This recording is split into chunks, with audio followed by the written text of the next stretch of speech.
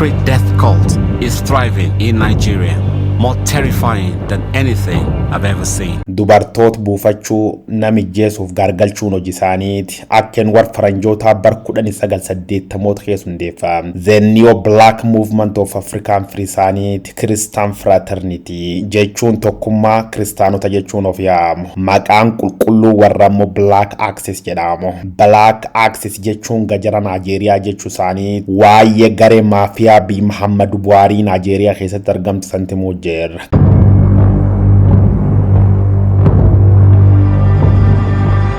Eencaannam dhiblaman caalti jedhaani. Yuunivarsiitii Beenii keessatti hundeeffamu yuunivarsiitii Kalibaar keessatti hiddi godhatte gaadee baasuun nam nyaatte dadhaban. Haleella jajjabduu bar 1999 goota ka Obafaamii Awuloloowa yuunivarsiitii Maasakar jedhamu barattoota yuunivarsiitii nam shan jimlaan fixxe 11 madeessiit. Uffata gurraacha, agooggo gurraattiif shugguxi gurraattii gajara waliin baatte yaate. Dawoon isii immoo yuunivarsiitii keessaa jedhu. Miseensota muraasa lakkoofsaan 200 irra garojii waliin dha'uuf hoggantoota siyaasa biyyatti keessa firbaay'ee qabaachuu facufir dhaqqabu siit dubbatama. Waggoottan lama oliif miseensota garee tana hordofaa turka jedhe gabaasii qorannoo BBC Afrikaa Naayiz. Amma gareen tun qondaaltota siyaasa Naayijeeriyaa keessa firbaay'ee qabaachuuf dabarte biyyoota hedduu keessatti hojii maleessummaa dalagaa jirti jechuun saaxile. Dookumantoota hedduu argadhe dubbise jira ka jedhe gabaasii BBC kuneen immeelii hatame ilaan argirraa qubachuu danda'e tabbaan qabeenya beekamaaf bakbu'aan paartii siyaasa Naayijeeriyaa Augustus Bemigiyoo miseensa gameessa garee tana ta'uu yakka hojii intarneetii irra haskaam jedhamuun qarshii $1 miiliyoona hedduu hati abba qabeenya tajachuuniif godhu. A hacked email from 2012 suggests politicians funneled 35 million naira to the NBM to assist with an election campaign in Edo State. Kurtis Oge Bebeeroo Beenii keessatti akka gareen tun miseensota haaraa hin fo'anneef nama hojjechaa ture. Gaafiif deebii BBC waliin godheen hoggantoota siyaasa Afrikaa sadarkaa kana gad bu'anii garee maafiyaa waliin qabeenya nama saamuun ceera fokkoo jedha. Waggoottan baay'eef garee Black Axis waliin walitti dhufeenya qabaachuun isa ka dubbatam dhaabbati gargaarsa ijoollee maatii maleeyyii The New Black Movement of Africa jedha. Deebii hara xabaqa isaanii gulaan kenneen miseensa keenya ka garee tanaan walitti dhufeenya qabcuuf ari'aa ture jechuun gaafii gaafatam xaraarratee mormatee jedhaan isaan nu qulqulluufiin jedhu. But here on the streets,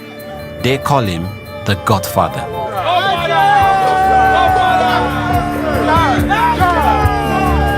Biyyoota numni gugurdoo qaban kanneen akka Kanaadaa fi Ameerikaa garuu The New Black Movement of Afrikaan garee gajara Naayijeeriyaa kan irraa garagarummaa tokkollee hin qabdi jechuun balaaleffatu. Intarneetii irratti skaam godhu yookaan odeeffannoo soba maxxansuun horii nama baay'eessa. Dhaabbati qorannoo federaal Ameerikaa The FBI garee Interpoolii waliin ta'uun miseensota New Black Movement nam 35 Afrikaa kibbaatiif Ameerikaa keessatti adamsee hidhe ture. Isaan garuu nu qulqullootaa jedhu. Miseensota hanga miiliyoona 3 qabaachuu ka dubbata dhaabbati gargaarsa kun ijoollee maatii maleeyyii manneen barnootaatiif poolisoota gargaaruun beekamu. Hatanii, saamanii, ijjeessanii gargaaruun maal jechuudhaaf anam jechisiisa. The Stone claims the cult use an alias to cover their role in society and politics.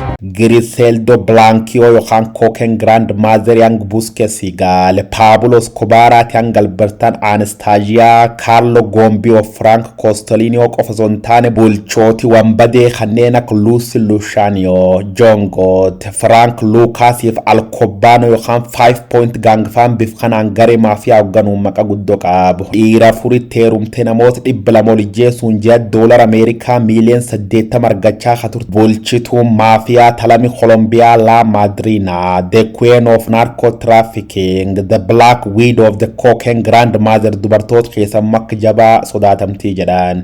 The Nigerians have arrived. Has the Italian mafia met its match?